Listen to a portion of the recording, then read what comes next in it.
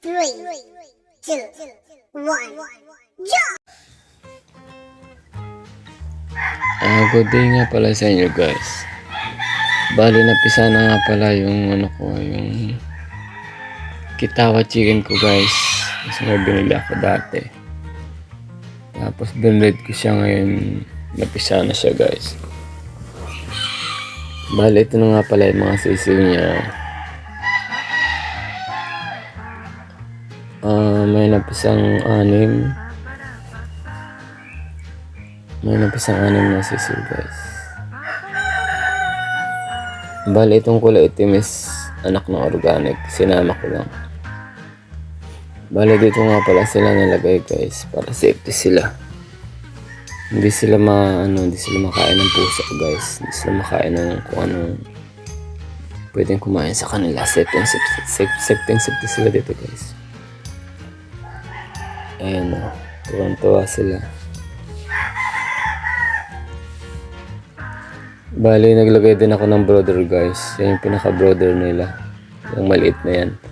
Bali, may bumbilya nga pala dyan sa loob guys. Kasi lagyan ko nga ng mga damo-damo. Para dyan na lang sila kung nalalamigan sila guys, dyan sila papasok sa loob na yan. Yung maliit na brother nila na yan. May bumbilya. Tapos nilagyan ko pala ng screen yung bumbilya para hindi nila matuka-tuka guys. Para hindi siya mapundi. Kasi pag tinutok-atoka nila yung bumbilya, napupundi siya guys eh. Kaya naisipan ko na nilagyan ko na lang ng screen yung bumbilya niya. Para tumagal yung bumbilya guys. Kasi dati papalit na ako ng palit guys. Kasi tinutukan nila yung bumbilya dyan. Sa loob ng brother na yan. Napupundi siya guys, hindi tumatagal. Ayan, nabali ngayon nga pala yung takip niya. Nalagyan ko ng takip yung crates guys kasi walang takip yung crates. Nalagyan ko ng mating. Ayan nga pala yung tubig nila guys. Nagtimpla na rin ako. Tapos ito nga pala yung pagkain nila. Bali yung pagkain nila guys is chick booster. Pansisil talaga yun guys kasi yun ang kailangan nila kasi mahina pa yung panunaw nila guys. Kaya dapat ang papakain natin sa kanila unang-una yung chick booster. Ayan, bali ganyan ang pagtuturo guys. So, itaas nyo lang yung kamay nyo tapos ihulog nyo yung mga pigs, mga chick booster. Para pag nakita nilang nahuhulog guys, yung mga pagkain, kakainin nila yan o. Ayan nyo guys o. Hindi pa marunong kumain yan. Unang araw pa lang yan guys.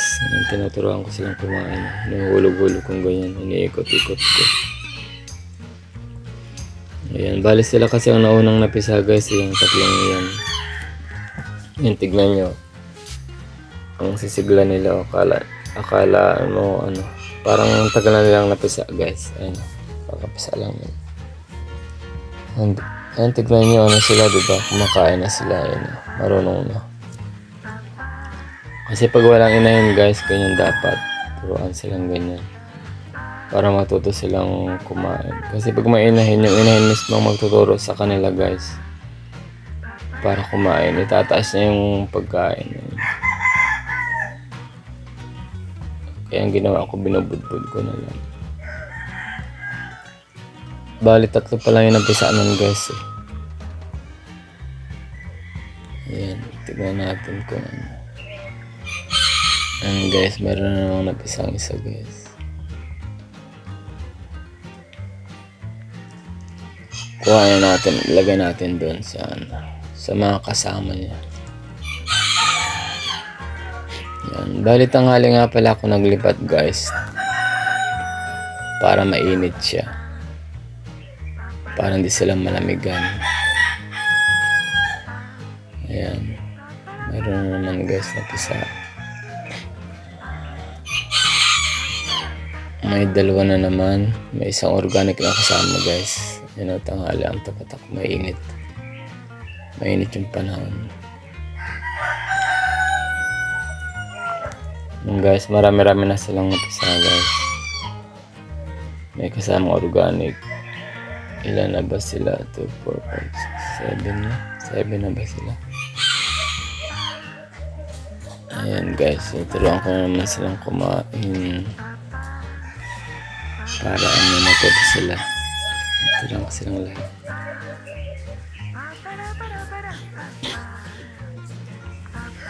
Ganyan lang, chick booster lang pagkain guys.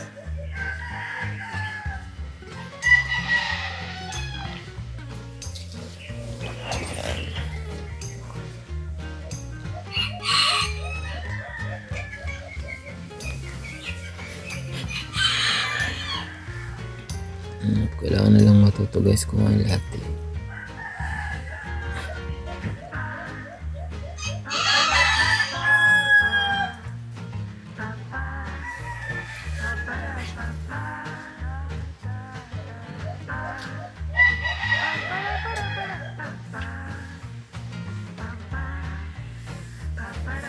Yan, pinakatakip ko nga pala guys is yung matting, plastic matting.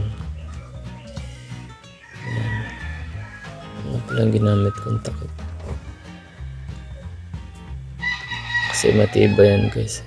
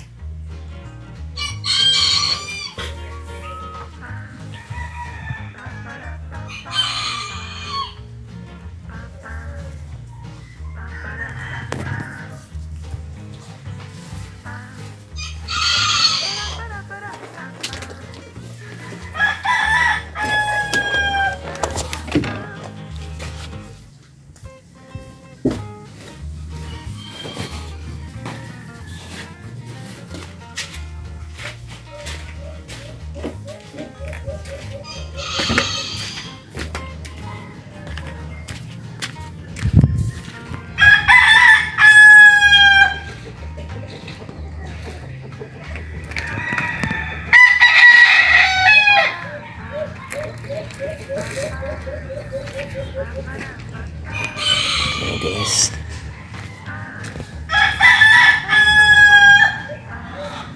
Tuloy-tuloy pa rin ang pagkain nila guys.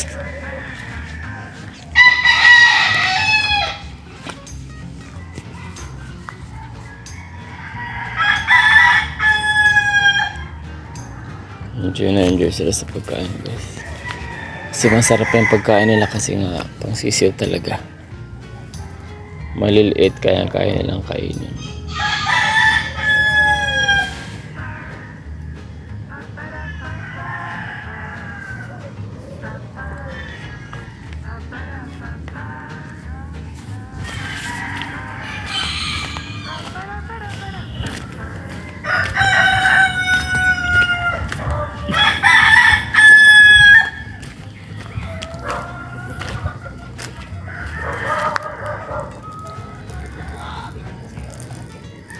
Yung iba nga pala guys, hindi na napisa, hindi ko lang alam.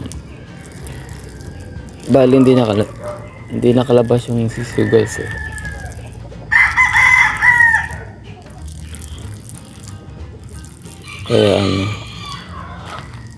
Kaya halos sila lang ang napisa. Bali, 8 lang sila guys.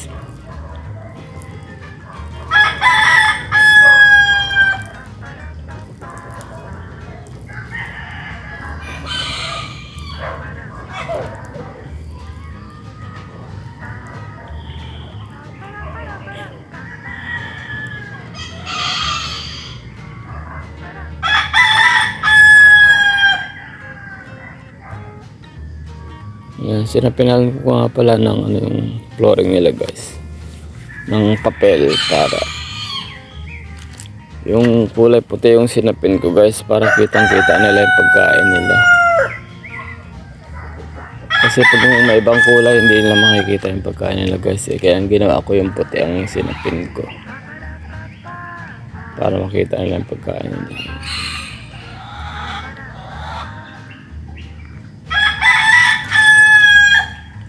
Enjoy sila sa pagkain guys. Saka mabilis silang matutong kumain guys kasi binubudbud ko nga yung pinakapagkain nila. para bumabaksak makikita nila yung hinahabol-habol nila guys. Yun lang ano dyan eh. Yung pagtuturo guys. Yan ang technique. Para maaga sila matuto. Bali tinanggal ko nga pala yung brother nila guys. Tinanggal ko muna para ano.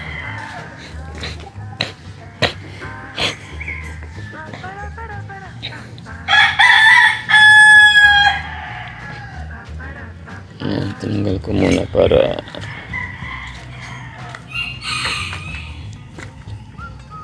hindi sila masikip.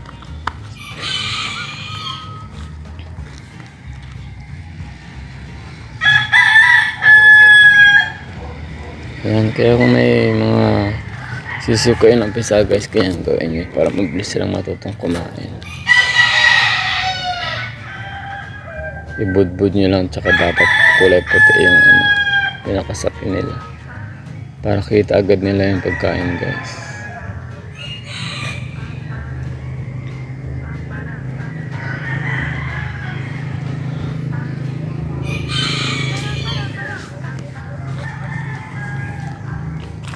Tsaka dapat guys tanghali kayo maglipat, kasi pag tanghali siya mainit ang panahon para hindi sila malamigan. Ayan ang gawin nyo.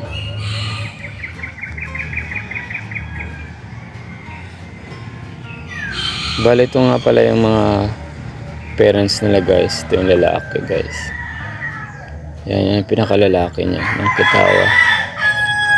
Tapos yung inahin nila guys, yung pinakananay nila nandun siya guys na nangingitlog siya. Nasa pugad. Kaya hindi natin masyado nakita. Silipin. Ito nga pala yung itlog nga guys. May itlog na naman sila guys kasi sinimulan ko na naman silang i-breed guys. Kaya may itlog na naman siyang 3. Ayan. Yan, ganun lang guys. Sana may mga natutunan kayo guys. Salamat sa panonood niyo. Susunod ulit guys. Thank you.